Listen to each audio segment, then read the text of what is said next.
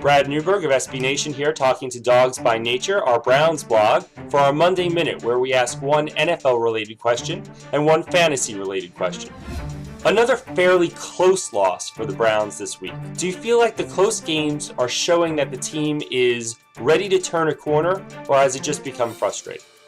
I think the Browns are ready to turn the corner. On the same note, until they start actually finally winning some of these games, of course it's going to be frustrating.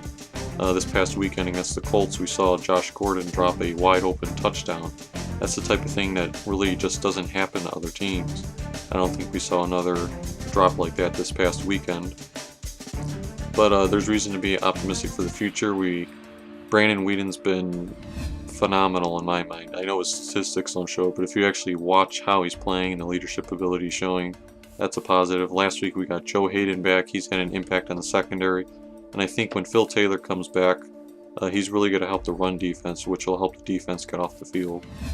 Do you think Trent Richardson, if healthy, can be a consistent stud running back going forward this year? Or are we actually a year or two away from that? I'm not so sure you can call Richardson a stud running back for the rest of the year, particularly because he's dealing with a rib injury right now, and it's kind of unclear.